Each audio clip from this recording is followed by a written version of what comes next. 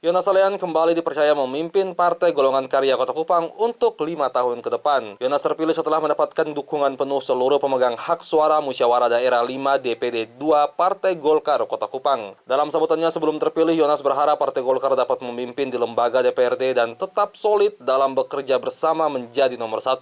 Selain itu, Partai Golkar akan bersaing secara sehat serta melahirkan kader-kader Partai Golkar yang berkualitas serta terus berkarya untuk kesejahteraan masyarakat. Kita bertekad 2024 kita akan pimpin di lembaga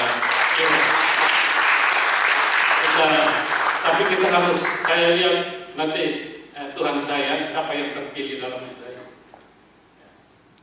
Kita lihat karena hasil kami 5 tahun yang lalu itu berdasarkan musyawarah, sehingga kepengurusannya itu, bentuk kepengurusannya itu kami tidak tahu.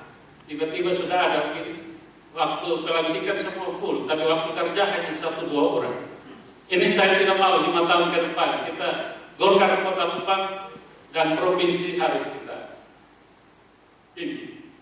Sementara itu, Ketua DPD 1 Golkar NTT Melki Lakalena dalam sambutannya mengatakan momentum musda kali ini penuh dengan syukur karena seberat apapun badai yang datang menerpa, sejauh itu pun Partai Golkar saling menopang dan mendukung untuk menghadapinya bersama. Kita tidak bisa terhindar dari semua macam dinamika yang terjadi, baik dinamika politik, sosial, hukum, apapun itu.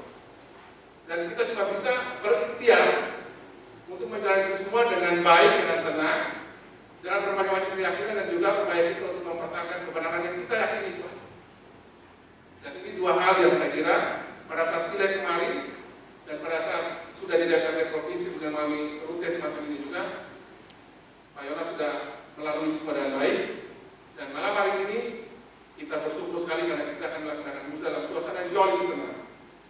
Saya kira seluruh orang melihat dengan sangat clear apapun itu perbedaan pendapat terjadi setelah keputusan, itulah politik ya, tapi proses hukum tentu sudah lalu dengan baik di lapangan.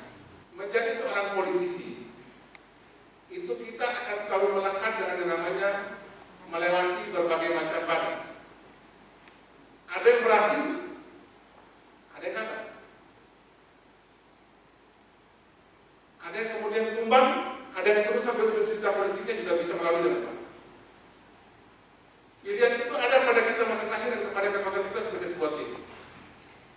Saya sudah berada dalam berbagai macam cerita-cerita tersebut. Ada yang kemudian gagal, ada yang berhasil. Dan refleksi saya dari berbagai cerita ini, dengan kasus terakhir yang kita lihat cerita Pak Yonas ini dan juga Bapak Ketua. Sejauh ikrar Partai Golongan Karya yang kita jalankan, itu kita bisa melalui dengan baik. Saya tahu tidak ada riak-riak apapun di Kota Kupang. Semua tenang menunggu proses hukum. Kita semua juga sabar. Kita selesaikan dulu proses hukum Pak Yonas, dan itu kita akan bisa dengan tenang. DPD 1 kami tentu pada posisi ini juga mengikuti sikap teman-teman DPD 2 Kota Kupang. Dan saya syukur juga karena DPD Rudolf, AFP TV melaporkan.